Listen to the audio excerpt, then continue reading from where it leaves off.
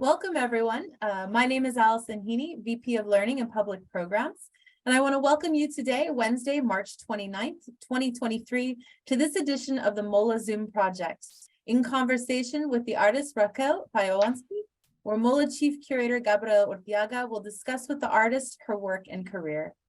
MOLAA also acknowledges the support of the Genesis Inspiration Foundation, the Miller Foundation, the Dwight Stewart Youth Fund, and the Arts Council for Long Beach for their constant support of the educational initiatives at the Museum of the Latin American Art.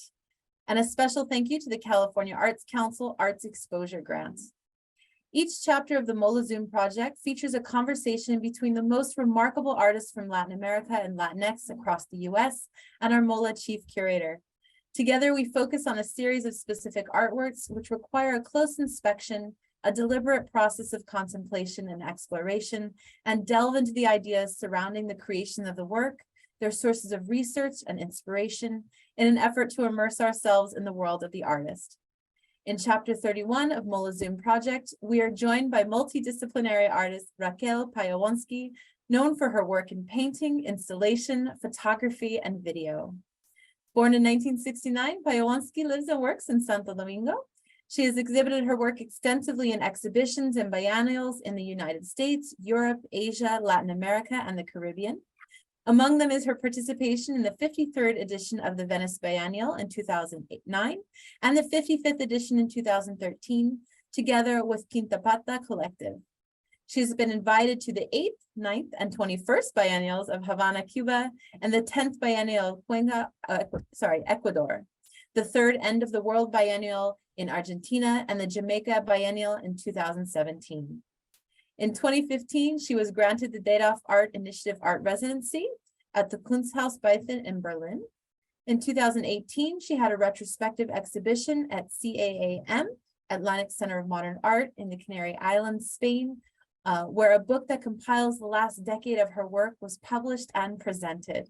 She has been awarded the Eduardo León Jiménez Biennial 2006, 2008, and 2012, and the 20th National Biennial of Visual Arts in Santo Domingo.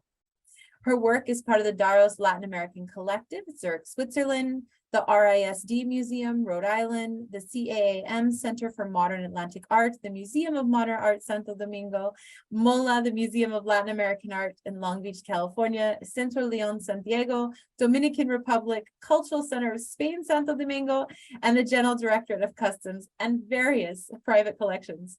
Raquel has been an active participant in the art circuits of the Dominican Republic. She's interested in promoting spaces for dialogue and education within curatorial platforms, and was the co-curator of the Quintapata Collective.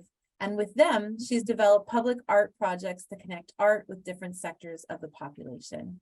Currently, she's the director of Fine Arts Department at the Altos de Chavon School of Design in Santo Domingo.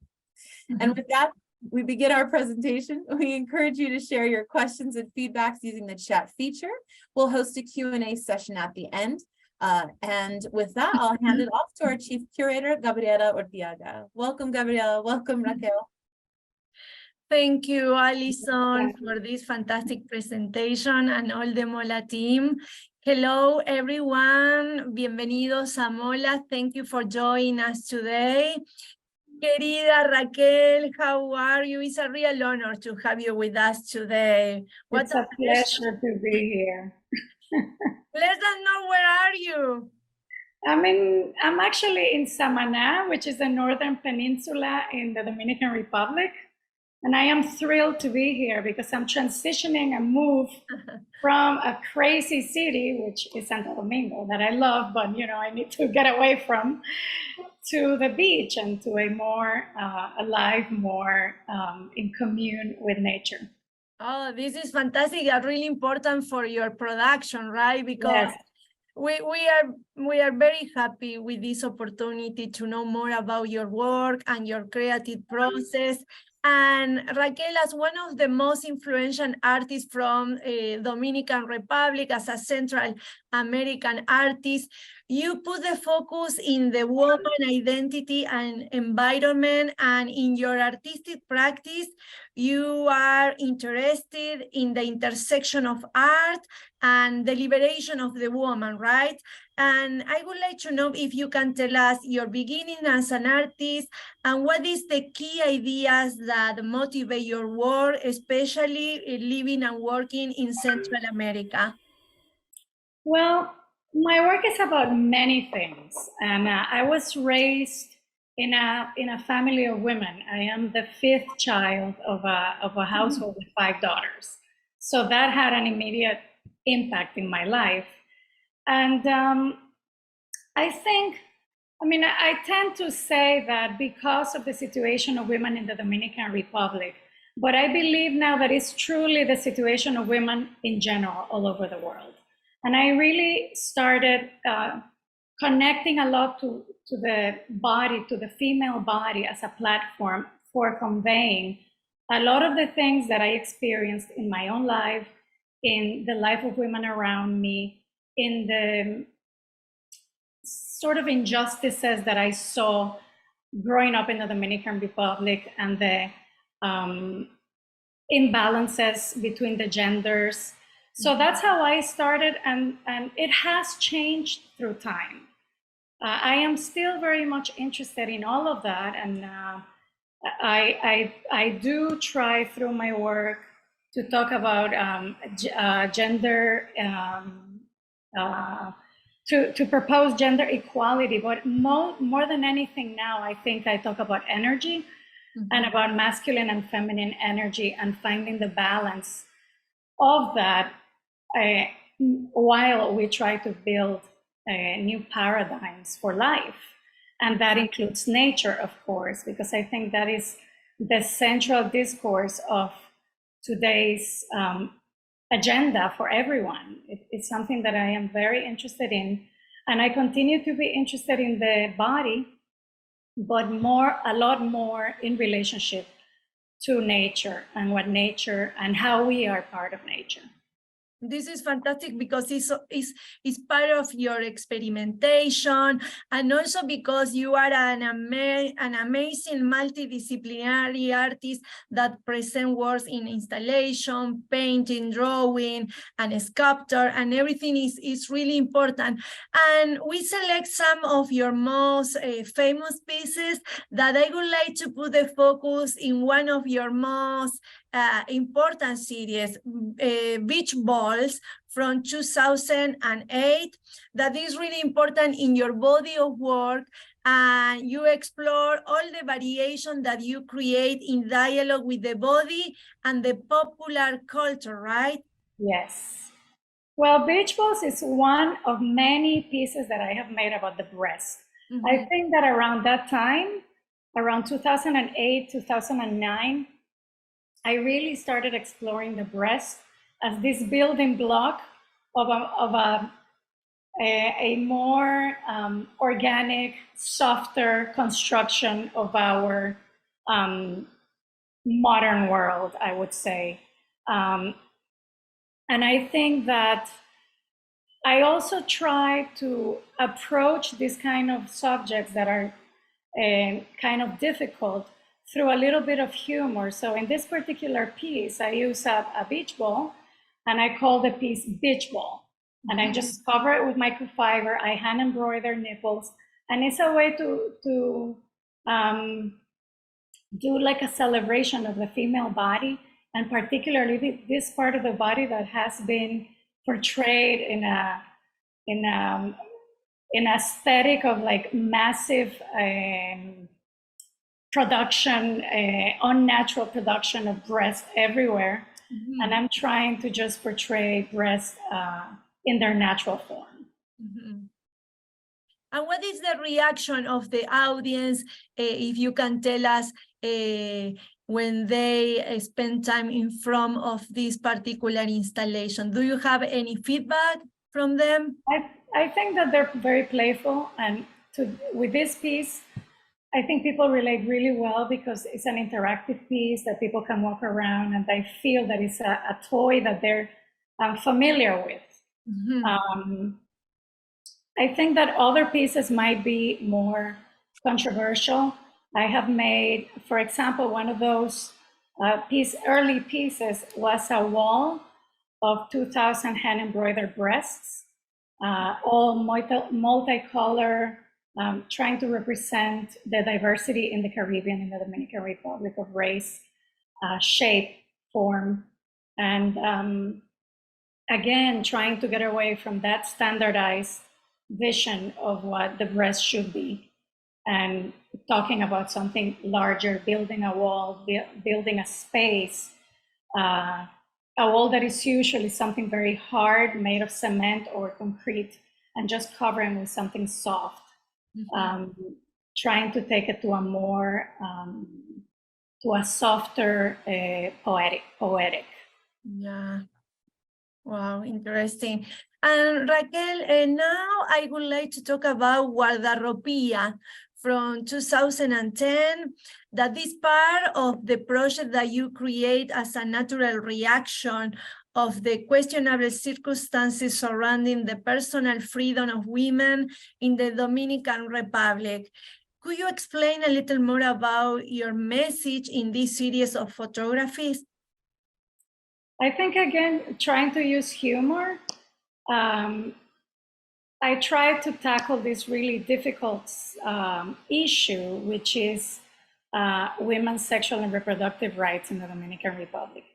We are one of, I believe, 4 or 5 countries in the world that doesn't have a legislation that protects women trying to terminate a pregnancy that will lead to either death or having a child with severe health problems, or as the result of a rape, for example.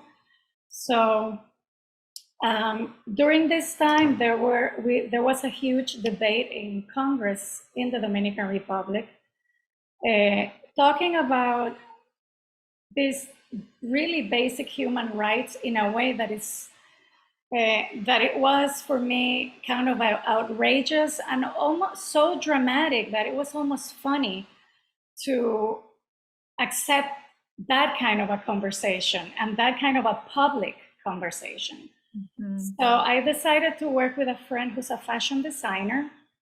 She helped me doing all the patterns and the clothing. And I wanted to do some kind of a fashion show that ended up being these photographs of women wearing dresses that represented the states of frustration from not having those basic rights.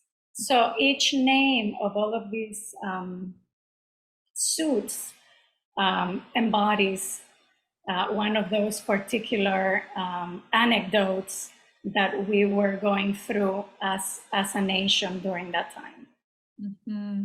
So it's all using materials like cleaning clothing is one that the photo that is called Inmaculada, which means cleanliness, is about. And then there's another one that is wearing a chacabana, a guayabera, which is the traditional suit that men wear in the Caribbean as a I don't know how to say that in English, but as a shirt that really completely contains your body. So all of them has a different story, but all regarding that particular political moment in Dominican Republic.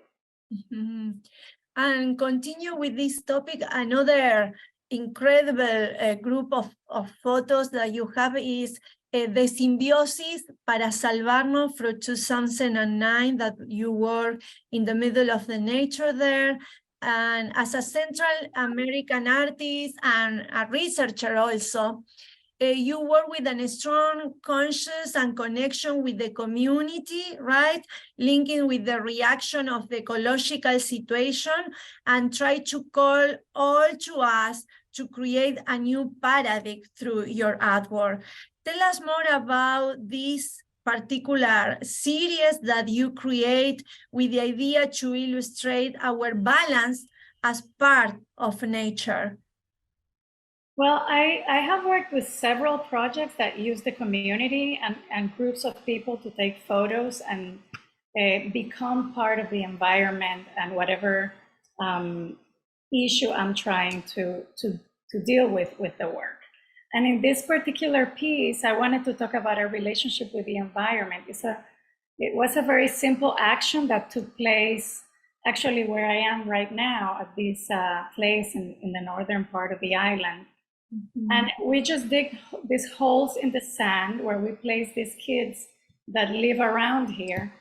And all of this happened after having a conversation with them and talking about what we're trying to say with the piece, which is that we are a huge part of the puzzle of trying to rescue our planet and nature. And it really depends on us as seeds of the future to really embrace and protect nature. So it was a really fun project where they would just, go into the holes and put these little trees in their heads. Mm-hmm. And it was a long day working and taking photos and shooting in many ways. And I got a whole series of images from it. Mm-hmm. But I am very interested in working with children because they are so full of life and, they embrace the future in a completely different way. And I thought it was really important to talk about this subject through their minds and through the conversation that I previously had with them.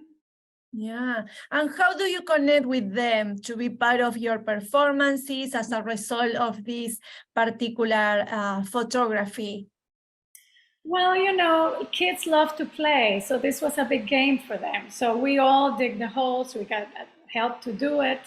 They picked their plants, they helped tie it in their heads. I had a whole crew of artist friends, my husband, my sister, her family, the grandma, everybody was there. And we all, chipped in to make it happen. And it was a very familiar, beautiful, almost ritual within nature to have this occur at sunset, because the idea was that we had a perfect pink light, and we actually had to do it a couple of times, but we did it, and at the end we had pizza and a party. It was super fun. Oh, so fantastic. And also the message is so strong, right?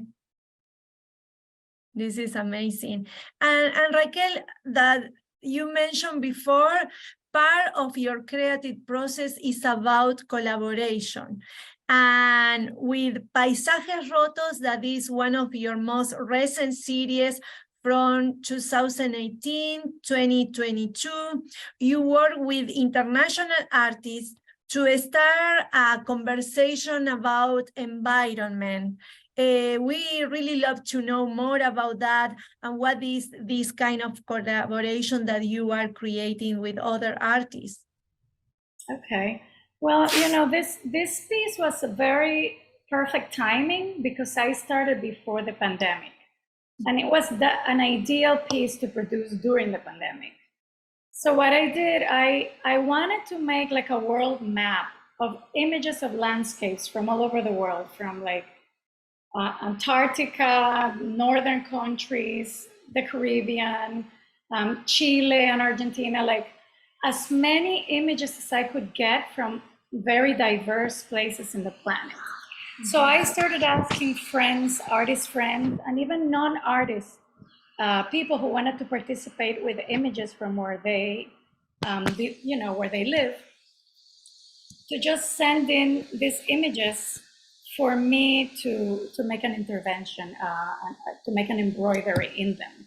And the idea was to cut these oval-shaped pieces out of them and to sew back in a blank piece of fabric. So the idea with this piece is to leave these blank spaces of the places in nature that are no longer here, that we have lost, and to send out the question of how do we intend to fill those holes? How do we want to make a positive space within this white canvas? So, the pandemic came and I had all these landscapes in front of me, some of them that I painted, some of them I photographed, and many others were made by other artists. So I just you know, it was a long process. It took probably over 2.5 years to just sew and embroider all the ovals. And at the end, I tried to make a world map through these images. It's a piece, it's an ongoing work. I have 34 of them already finished. And that's what I have shown recently in exhibits. But it's probably something that I intend to continue working on. And this is fantastic. And then the next artwork that we select for this presentation is Blow from 2015, 2022. And do you like to talk a little more about your artistic practice exploring this powerful installation that you create with different materials about around the world and use soft cover? And what does it mean for you, this block in the middle of a gallery when you present this in different museums? What does it mean for you? Well, you know, the concrete block is a very strong symbol in the Dominican Republic. Everybody wants to have a block house. It means prosperity for a lot of people. It means building modernity. It means something solid. It means the future. So how this project started is I was at a residency in Berlin, the Bethanien, Kunstlerhaus Bethanien, and I was trying to figure out what I wanted to do while staying in Berlin. And I love the history of the wall there. So I started covering German blocks with Turkish fabrics. So I wanted to talk about the Turkish migration in Berlin, the relationship between this very strong structure, which is Germany, and then these soft covers that come from people who come and go from other places, and just make that relationship, not intending to point out at anything in particular, just the fact that they coexist and that there are relationships that are given naturally within these two cultures. So once I did that, I immediately connected that experience to the relationship between Dominican Republic and Haiti in a similar way. So I started trying to get fabrics, not from Haitian, not made by, you know, Haitian manufacturing, but sold in the Haitian markets in the Dominican Republic, and that are called pacas here. So I bought some of these fabrics and I got the traditional Dominican block. And in the same way that I made that big wall with Rest, trying to talk about the construction of a new vision for our future with softer elements, with elements that are more humanized, that have an identity, I try to dress some of these blocks to give them a unique identity, and as opposed to just being one more identical block in the pack, just talking about that same unity, but having individual personalities within it, and the connection between the two cultures. Wow. And then during the pandemic, you create a lot of new series with planned, with different ideas connected with the environment, right? And one of the pieces that we select is Serum from 2022. And I would like to know the connection between the medical plan, for example, and your creative process during that special time. Well, you know, breastfeeding was a big deal for me. I really connected to the power that we really have in our bodies. I have always honored the nature within me. It's something that I have been exploring and learning about since a really young age. I love the power that what we eat of herbal medicine, of how we move our body, and that has always been very present in my work. So with this piece, you know, again, I do a series of breasts that also talk about community, because I never do just one breast. I do a series of breasts. It's the unionship of women of our female energy somehow that I find that has that power of bringing forth something new. And in this case, it's a piece that, you know, they're clay pots in the shape of a breast with a nipple and a little hole underneath. Mm-hmm. And each plant is a medicinal plant that supports milk production for breastfeeding mothers. Mm-hmm. So I just planted this very carefully, and I travel the whole island trying to look for these plants that are not that common, some of them. And I just planted them and I hung them from a really high ceiling. And the idea, this actually is an art gallery, is Lucy Garcia Art Gallery, Santo Domingo, which is an unusual space for this kind of a piece. But we had, I don't know how you call, like a pot, a water pot. Yes. Yeah, just to water for whoever wanted to come in and water the plants. And we had sand in the floor. So the idea was that people could water the plants, and the water that went through the soil would drip onto the sand in the gallery floor. Yeah. So it trying to somehow recreate the cycle of life. You know, the water goes to the earth and goes back up, and that connection and relationship with nature as well. No, it's so poetic, Raquel.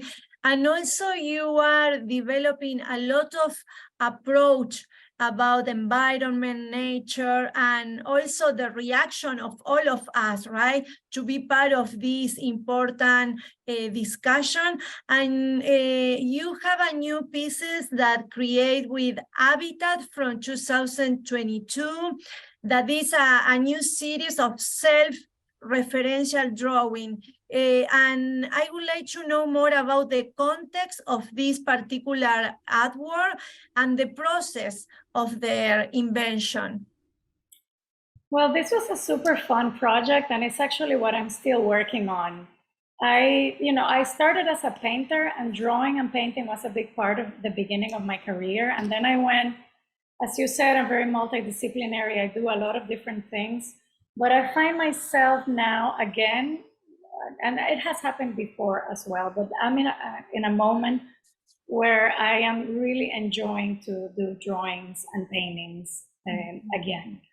So these are drawings of my own body, and they're not self-portraits. I just use my body because it's available for me to use as a female contour, and because I also relate very much to all of the things that I'm trying to say through embroidery here.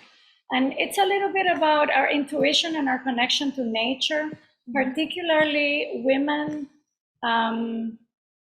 more mature women, I would say.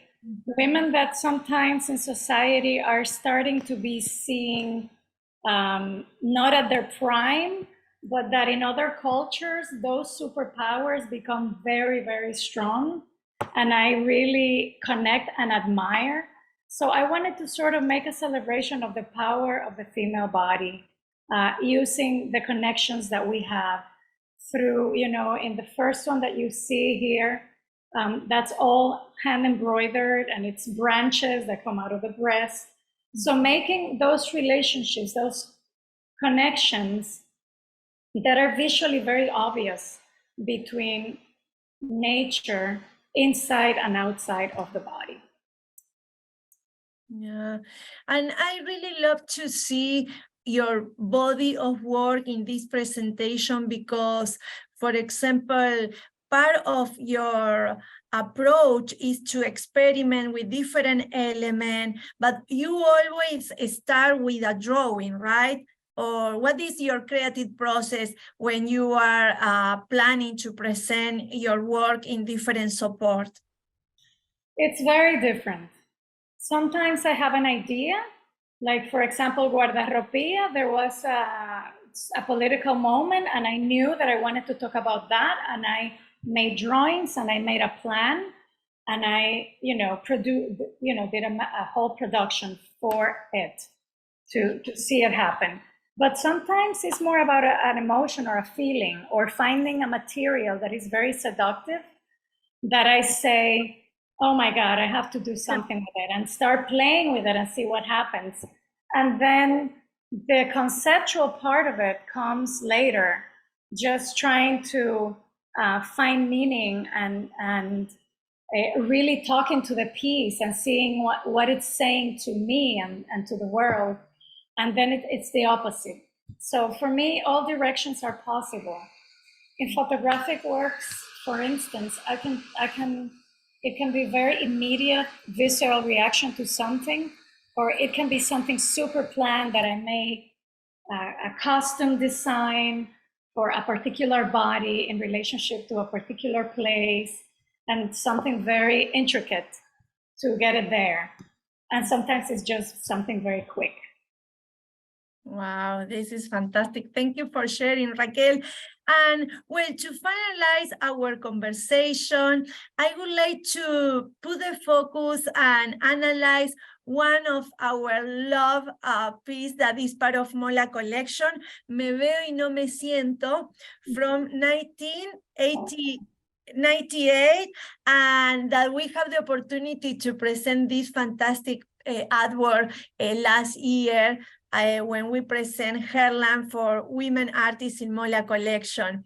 Tell us a little more about this fantastic piece that is part of MOLAA collection, and also what does it mean for you in your creative process and your career? Oh, it's very nostalgic to see this because it really does represent a very cool time of my career, where I was mostly doing paintings and collages and using color. And I enjoyed very much making these works. I think this is part of a series of many, like 4. And again, at the very beginning, I really tried to make bodies that owned themselves, like bodies of women that were empowered. And that's basically what my work was about. I was tired of seeing women portrayed as something to be seen by the other, but not have the, not being fully present within their own intention. So I did a lot of frontal images of women. And again, I always also used repetition of elements like multiple eyes, multiple hands, just because that's pretty much the way I still see women. We are capable of multiplying and doing various things, and again, connecting to my latest work, which talks about those female superpowers. So I think this was kind of like the beginning of that. It's beautiful, and also people really enjoy to have the opportunity to see this fantastic piece that is really important for you and for all of us here at MOLAA, Raquel. And well, let us know what is coming on for you. What is the next project that you are working for? Well, I have a solo show here in the Dominican Republic at the end of this year that I'm working on. I am also having an exhibit that started last year in Norway with, let me try to recall the name, with a group of Dominican women, curated by Maria Elena Ditren and Juan Carlos Ditren, she was the director of the Museum of Modern Art in the Dominican Republic. So we went to Norway, we had a show there with a group of Norwegian artists, and now they're coming to the DR. So we're having a show that, the show is gonna come here. So we're doing that. And I was just in a show that came down this week at the Galleria Nacional in Roma, curated by Gerardo Mosquera with a group of international artists. And I'm also working on a possible project in upstate New York. And so, you know, doing several things at the same time, but trying to move to a new studio, which is this space, and starting to produce from away from the city. Wow, so exciting, and congratulations, Raquel. Thank you for your time, for your generosity, and we will continue our conversation, and we will open the Q&A session also with the audience. Thank you so much, Gabriela. It's always great talking to you. Thank you, Raquel.